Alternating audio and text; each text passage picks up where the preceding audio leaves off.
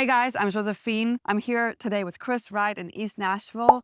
And as you guys know, I own Sapphire Developer Academy, where we help fix and flippers and investors get into the developer seat and help them find, fund, and manage that first deal. Today, we're actually at a job site here of Chris, and we're going to talk a little bit more deal. And if you guys have missed last week's full video on his home tour, you got to check that out. This video here is going to cover now the acquisition, the deal structure, his story, and all the good stuff behind the deal. So Chris, thank you so much for being here and Of sharing your course. story. Yeah. So tell us where exactly we're at and how you acquired this property. Yeah. So this is 1605 Benjamin Street in East Nashville. This is my first luxury build. This is going to be my next primary residence. I first bought this property in 2020. I paid $325,000 cash for this. It was a small house. It was just a small little 900 square foot former rental from a longtime investor, and it had a lot of deferred maintenance. I did have a tenant in there for about a year or two, and then decided I was going to build my next primary residence here. And it's such a great street. It's a quiet street here in East Nashville, and I love the location. So I'm a big dreamer. I went crazy on the dream. I went really big, really massive. This house is 2 stories. It's 3,750 square feet on the first and second floor, and it's got a 1,050 square foot basement. So just in the house alone, we're looking at, with the first, second floor and the basement, we're looking at 4,800 square feet. Then we've got a 700 square foot garage apartment in the back over a 2-car garage. So combined is 5,500 square feet. Pretty big, and it's a really cool, unique build. So tell us a little bit more about the land itself, the acquisition. So you close on one part first. Tell us a little bit of like how you actually structured the land acquisition. We're at a historic overlay here in East Nashville, and the house that was here was non-contributing to the historic nature of the neighborhood, so it could be torn down. This lot that I purchased, it's an anomaly because a lot of these lots out here are roughly 50 by 150 here in East Nashville. This lot was 75 feet road frontage and 190 feet deep. So the house is non-contributing, could be torn down. So my lot was actually a lot and a half. And what I found out by looking in the parcel viewer is this property next door was also a lot and a half. And I reached out to Historic, and they confirmed that the house at 1609 Benjamin, which is next door to where I'm building here at 1605, 1609 was also non-contributing, so I knew that could be torn down.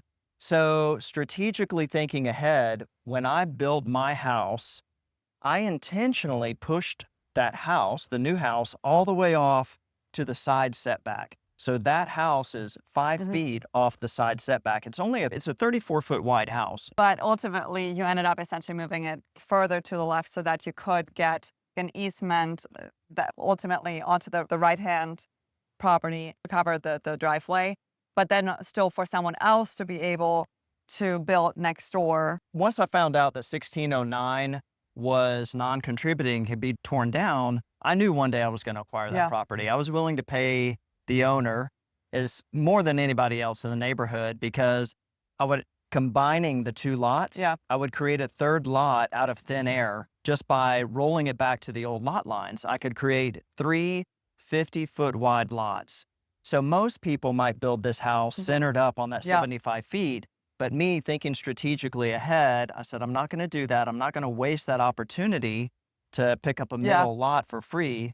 So I pushed this house all the way to the left property line. 5 years later. I was just going to say, this is super key because ultimately that's the developer arbitrage. Ultimately, you saw the highest and best use being 3 homes instead of just 2 luxury. So I just want to point this out. I think this is super powerful because a lot of people, I think, don't realize that value creation in the land, and you make the money in the land. Right. You make the money on the buy. So, and I knew that even overpaying for the lot at 1609, there was still money to be had.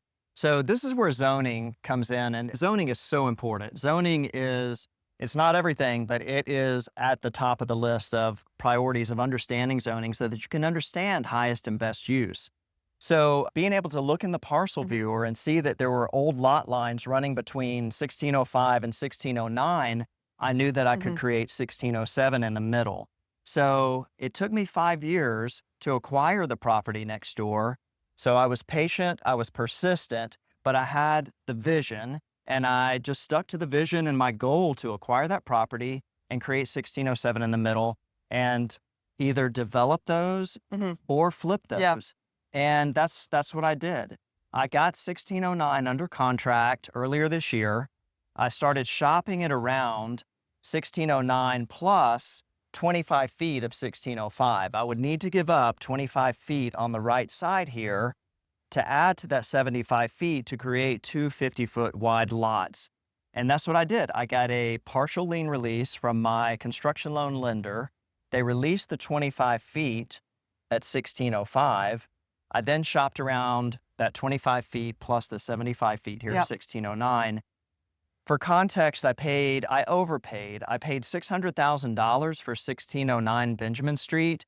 These properties here are worth $450,000 each. But I knew that I was sitting then on two $450,000 properties with my 25 feet married up to it. So I overpaid. I paid $600. It was the only way I was going to get this guy to sell. It was his make me move price. Hmm. So I paid that. I shopped the two lots around for $900,000. I got an offer at $850 and I sold it. So I made $250,000 on this deal because I was patient and persistent and because I had the vision and I held that vision for 5 years to acquire this property and combine the lots and cash out or develop. But for me, this is a really expensive build here, and to help ensure that I get into this build as my primary residence, I decided to sell the two lots. I was going to say the $250,000 now helps you offset, obviously, your construction costs, this additional equity, which is huge. $250,000 to pick that up next door. Who doesn't want that?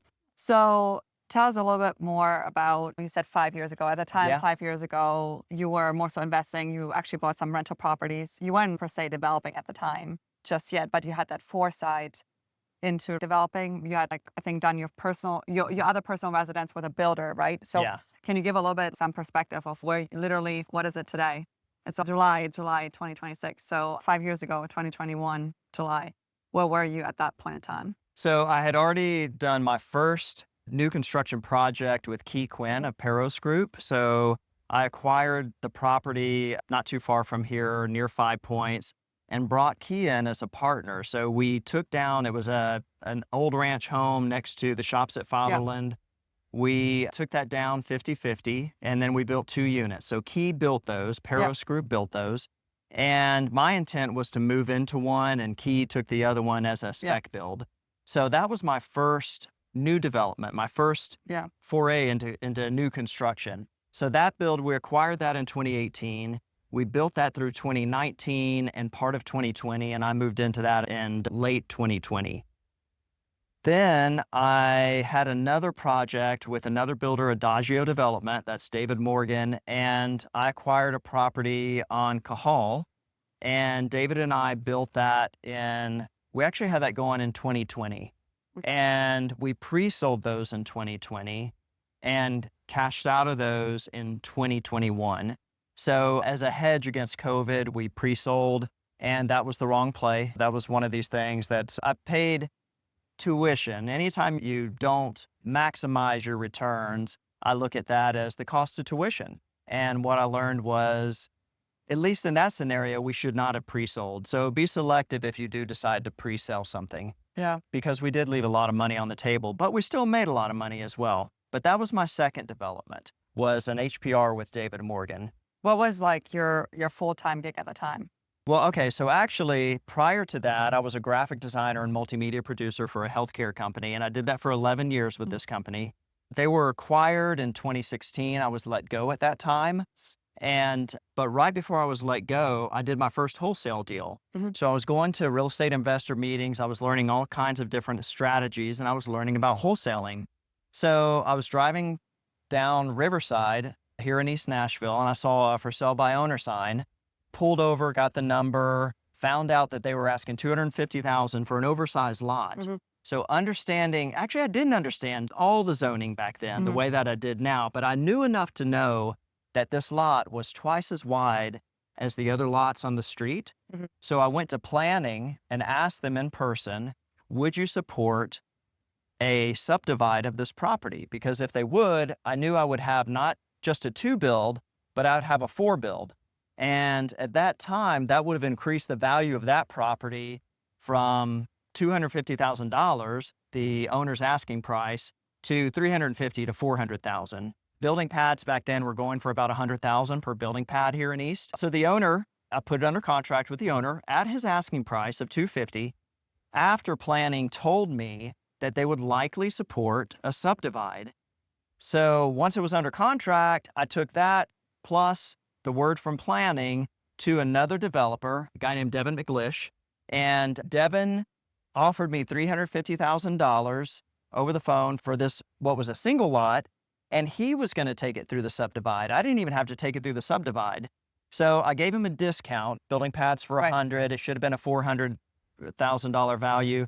I gave it to him for $350,000, and I knew he would close. He was a closer, and he was a friend of mine. And he did. I don't know if it was 30 or 45 days later, but we closed on that, and I made a $100,000 assignment fee. That was my very first wholesale deal, and that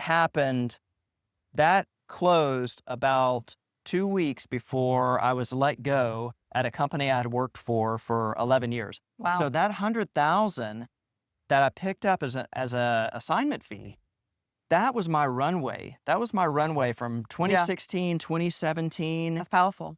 It was. I will add that I did have a couple of rentals at that time. Yeah. So prior to that, if we just take a step back, Right. prior to being a developer, prior to being a wholesaler, I leveraged my W-2 income at this healthcare company to begin acquiring rental properties. Over a 4-year period, I acquired one rental property per year. Nice. For about 4 years. A conventional lender, that carries a lot of weight with them. It gives them perceived security and feels like you are a good bet. And Absolutely. so I was able to use conventional lending for a number of years, about 3 or 4 years, to acquire a small portfolio of rentals. And that's really what got me started in real estate. I know we've done a couple of deals, but I would love for you to share how powerful the developer skill set is, especially along with wholesaling. I would love for people to get an idea of how much really money they can make, because I know you've made a lot of money over the years, but also some people have a W-2, they're totally stuck, right, on $100,000, $200,000 of a salary, and they're trying to create more wealth for their family. So can you share some perspective of your own experience? Yeah, in my experience, wholesaling has been a great kind of stair step towards developing on my own. So it also gives you another exit strategy. I'm primarily focused on acquisition, and I love the pre-development aspect of construction. I love working with the architect and the designs and seeing what highest and best use is. But a big part of my skill set is acquisitions. If you're looking at either construction or wholesaling, if you have both of those as an exit strategy for you, you get to cherry pick. You get to cherry pick the deals that you want to keep and develop yourself. So you can really keep those really special ones. You can let the others go through wholesaling. This here at 1609, this is a special lot. 1609 and 1607. That's a tough deal. I was going to say it was hard to let go, but it really wasn't when I think about the big picture. The big picture is me personally getting into 1605. But if I were not moving into 1605, if that were a spec build, then I'm holding 1607 and 1609 all day. And I'm going to develop those and make several $100,000 on each of those builds as well. But for me, it was just cleaner, more efficient, less risk, and gives me greater financial strength to get into 1605 to just cut those two loose. So wholesaling is a great way to build up your cash reserves and give you another exit strategy. Well, it's like wholesaling with the developer knowledge, right? Because I mean, a wholesaler that doesn't know land and doesn't know zoning and whatnot cannot make the same money as a wholesaler that knows full-on development, right? So you probably have people now on their toes wanting to know how much money have you made with developer arbitrage, zoning arbitrage, being able to subdivide. Can you give people some perspective on that? Yeah, and just for context, I'll also say that I have not done 20 or 30 deals. I've done maybe a dozen deals to get to the place that I am now, but they've been home run deals. So that's one thing I'll caution people on is when you're doing deals, don't look for the singles or the doubles, to use a baseball metaphor. I'm pushing my chips in on the triples and the home runs. And so even though I've done a small amount of deals, a lot of them have been home runs. So like this one, for Absolutely. example, 1607, 1609 Benjamin made $250,000. The wholesale deal on Riverside, my very first one, I made $100,000. There was a deal not too far from here in East Nashville that you purchased from me. It was the first deal that we did together. And on those 4 lots, I made $300,000. There's another property in a transaction that you and I did together. And on that deal, now that wasn't a traditional wholesale deal. Yeah. That was one I actually took down. I bought that one myself and I held it for a year. And during that year, I got the design approved by Historic and got some of the site work done. I got a site plan. I had the infiltration test done to make sure the ground absorbs water. And then I sold the project. And on that deal, I made $700,000. So just in the 2 deals alone that you and I have done together, I've made $1 million. And I'm really grateful for that. You've been a great confidant, a good friend, and a mentor. And me joining the Developer Academy and knowing you, that just being able to have daily or weekly conversations with you, that's worth the price alone of the Developer Academy. Conversation has been more about scaling, right? I think you joined 2 years ago. I believe it was about 2024. So about, almost 2.5 years. And our conversation was really about scaling and filling up the pipeline. So I'd love for you to share, what does your pipeline look like now? You mentioned you've done a few deals there, but you have a whole lot more now in the pipeline. So talk a little bit about what that's looking like now. Yeah, so I've got a project not too far from here. It's a 5 build. I did that with David Morgan again. And we just got the last unit under contract this week. So very excited about that. So those are going to be off the books. I've got another 5 build with Key Quinn. You can see I go back to the same people that when I have trusted people that I'm working with, whether it's David, whether it's Key, whether it's you, I have a short list of top tier real estate professionals that I go back to over and over and over again because it's a proven partnership. Yeah. And when you find the people that you can trust who are closers and who build great product. So the 5 build with Key, that one is zone commercial. So those have multiple exit strategies. They could be live work, they could be residential, they can be short-term rentals. So those 5 builds will be completed in about 3 to 4 months, and we'll cash out of those. And then the deal that I'm very, very excited about, this is another one that I've chased for it took me 6 years to buy this property. It's a property on Eastland, not too far from here, that's zoned mixed use. Now, this is one that I've taken down on my own. Prior to this, a lot of my development deals, besides my primary residence, have been partnerships where I partner 50-50 with a builder. The one on Eastland, it's special, a special location, special zoning, and I have plans approved for 6 units there. And I'm working on branding with another great partner, a designer named Taro LaRocca. He designed those and he's going to be doing the interior design on those. We're currently creating branding as a luxury hotel, luxury suites, and we're branding these as a boutique hotel and luxury suites here in East Nashville. So if you're looking to come to Nashville and stay here, we hopefully have those ready for booking at some point soon. You got to take pre-bookings and fill up a wait list. Yes. What is the project going to be called? So it's called the Addison. I named it after my daughter. And the vibe with the Addison is it's luxury suites that are not downtown. They're tucked into the neighborhood so that people can experience the neighborhood vibe, see what it's like to live local, but still be 5 minutes from downtown. So this is a model, it's a business model that I'm creating now. This first Addison, the Addison on Eastland, is going to be our proving ground. If this thing takes off the way that I think it can, then I'm going to go into other markets. I've got ChatGPT has been great to forecast for me, help me forecast, think about my branding and what the trajectory is. And so I already have 4 other domestic cities in mind. That's awesome. And I've also got 5 or 6 international cities. And I'd love to talk to you about this because I know we've talked about Yeah. going international with Developer Academy. So anyway, I'd love to Well, share this with you. I'm sure our Texas and Florida members would love the Addison coming to them. So, Right. well, I love what you have going on today. I think it's amazing and it's cool seeing you grow and like Thank scale. So I just love when people really run with what's working and kind of Mhm. already said you have this proven process too. I would love to talk about a little bit more like when you realize, okay, I am a developer. I Mhm. remember at one point, this is like definitely some time ago now, you were like, okay, well, I've got to change like Google My Business and whatnot to developer. So what happened for you at that moment? I'm curious, and if you could break that down for anybody Yeah. watching.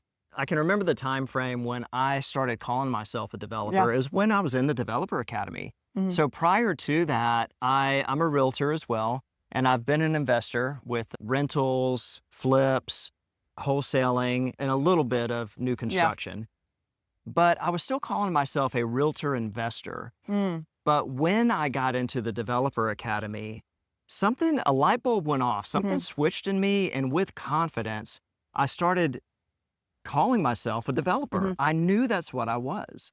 And even now, before we Mhm. began this interview, you even asked me, how do you want me to give your intro? Developer, realtor, and just another light bulb that's gone off for me here in probably the last 2 weeks is realtor. I don't even want that tied to me anymore because it's just not the best use of my time. Yeah. Being full time as a developer and focused on Mhm. acquisitions and new construction, that's where the best return Yeah. on my time is coming. For me, working with clients, it's just not, Yeah. I love helping people. I truly Mhm. do. And I just helped a friend of mine buy a new house.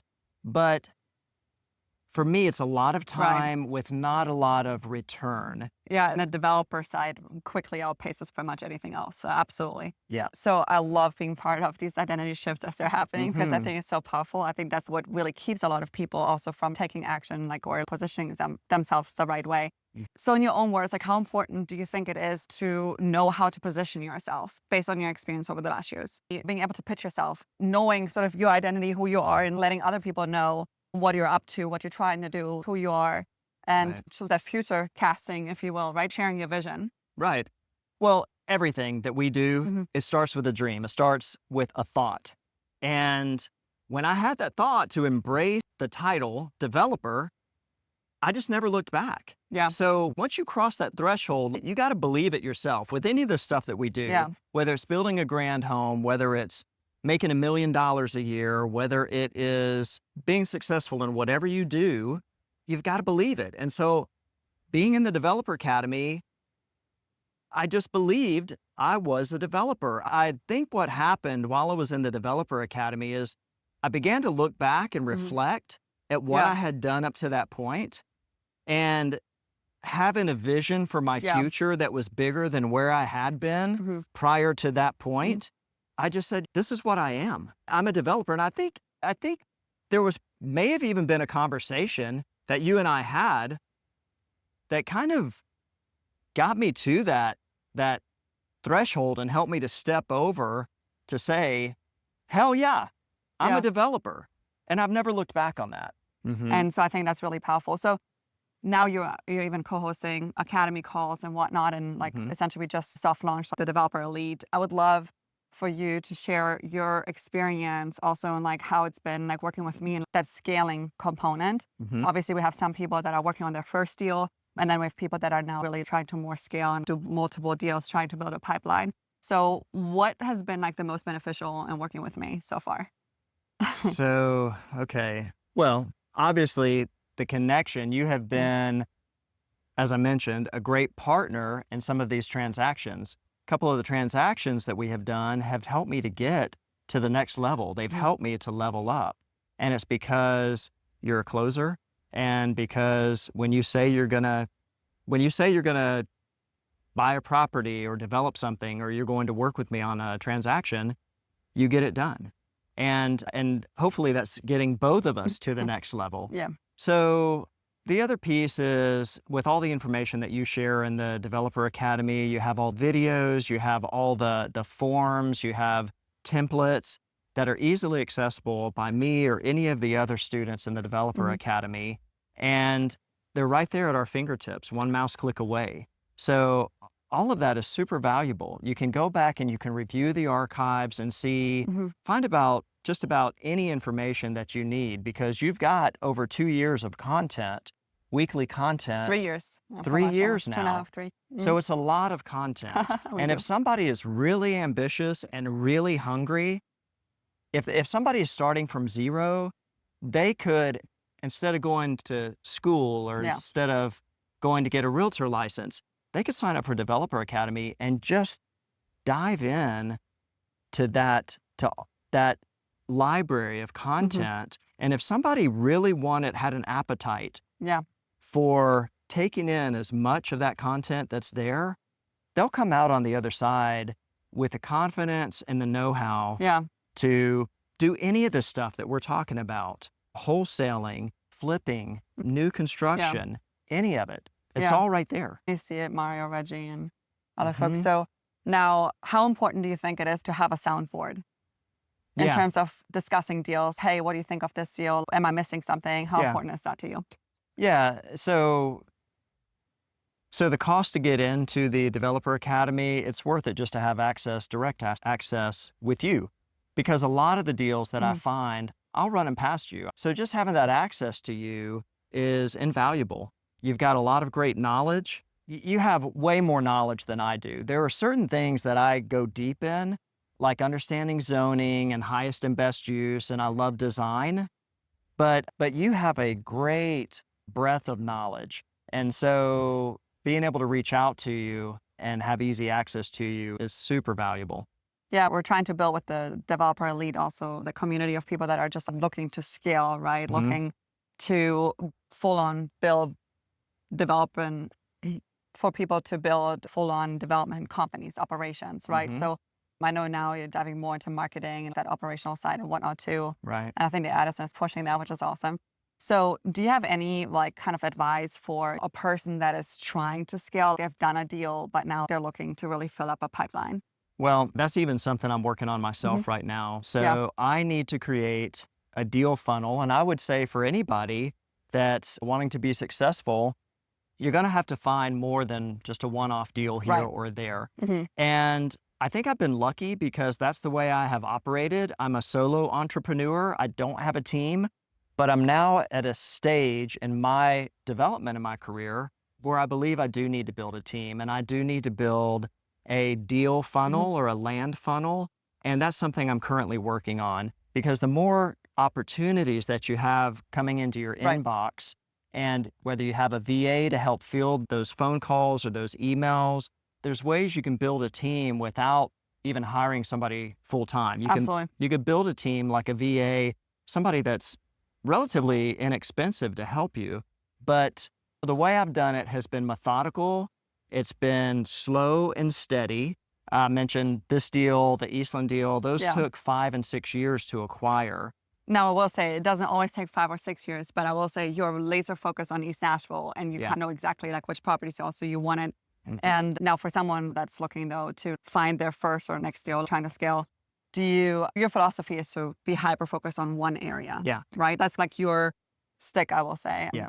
I became micro-focused on East Nashville when my daughter was pretty young, because we live here in the neighborhood. And when she was going to school here in East, I never wanted to be pulled too far away from school, because I worked from home, so I was the one that could be there for her. So she was a primary driver for me in becoming laser focused on East Nashville. And now with building my deal funnel, what I'm doing is I'm taking a deep dive into East Nashville. I'm still only going to be looking in East Nashville and one zip code for more deals. So I'm going to go deep, and then I'm going to go wide. So if I could have good success with creating a deal funnel that goes deep and brings me more opportunities, then I'm going to begin to look at other zip codes outside of East. So the one tip you have is really mastering a neighborhood, mastering a zip code, to go really deep on knowing that neighborhood inside out, knowing what properties trade for on the exit side, knowing what land is trading for. And that has pretty much been your key to the success you've seen and had, to building a pipeline, to scaling. And you're now essentially going even deeper just on that, trying to build the systems and generating more of that. Right. It's worked for me. Now, Yeah, everybody's of different. course. But for me, that is what's worked Yeah. because I can get pulled away by the Yeah. squirrel or the shiny object Yeah, syndrome, absolutely. those things. So, in order for me to maintain my focus, I just decided over a few years, I Right. finally got to a point when I started out, I was like, am I going to do rehabs? Am I going to do new construction? Am Yeah. I going to do wholesaling? Well, the thing is, you can do a little bit of all those things. Now, for me, I've eliminated rehabs. It's just Yeah. not something that I get joy out of. It's also the wrong market, I think, to do them in. I think Mm, the margins are too skinny. okay. Well, what do you see for East Nashville comparing really a fix and flip in East Nashville with new construction? I mean, where Yeah. do you see the money? Well, and part of that is dictated too by your overlay here. So in East, we have the historic overlay. Yeah. So there are opportunities that are going to come through, like the one on Ordway, Right. which is a historic house, and we have no option but to do a rehab and Right. an addition. We can't do complete new construction there. We can't tear the house down. But here in East, you had asked about East and the opportunities here. Rehabs still do really well here. There's a lot of grand historic homes, and you could take a 1,500 or 2,000 square foot historic home here, and you can double that footprint and build a garage, 2 or 3 car garage with a garage apartment above it and sell it for $2.5 million. Well, it just all depends, obviously, for what you buy it for, and then also having a builder that knows historic and understands that. I think I've Right. seen a lot of people underwater because they just didn't know what actually historic really meant. Yeah. What you need to do, because even the windows, the doors, the brick, everything needs to be approved by historic. I mean, we're Yeah. doing a historic project also right now. So I think when I'm comparing the fix and flips to new construction, obviously coming from a standpoint of someone trying to do their first project Hmm. and starting off with a historic, do you think that's a good idea? I don't think it's a bad idea if that's going to be your niche. So Gotcha. for me, historic is one of my niches as well, because early on, Right. I was hearing developers say, historic is hard to work with, and I'll never do another house in historic again. Well, when I heard that from more than one developer and one builder, I said, man, I'm in the right neighborhood. I'm going to stick with this, Right. and I'm going to build rapport with the staff at Mhm. historic, and I'm going to partner with architects and people that understand the historic Right. guidelines, because if developers and builders are not excited about working in Yeah. historic, It's an well, opportunity. there's more opportunities, there's less competition. So for me, I leaned into that. Yeah. I swam upstream, I guess you might say, because when everybody else is looking for the path of Right. least resistance, I'm like, no, I'm going to stick with this Yeah. and I'm going to be successful at it because there's fewer people Yeah. that are focused on these historic homes. Absolutely. I think that those like niche focuses absolutely provide massive business opportunity to go deep Mhm. on. Just really depends, obviously, what you're after, what you're passionate about. You also co-host Academy Calls. So what do you see the main hurdle being for people to take action? Probably the main hurdle, I think, is for people to do maybe their first deal. There's a lot of beginners and there are some intermediate investors in there, but I think there's several people that have not done any new construction yet. Maybe they've done a flip or something like that, or we've got some realtors in there as well.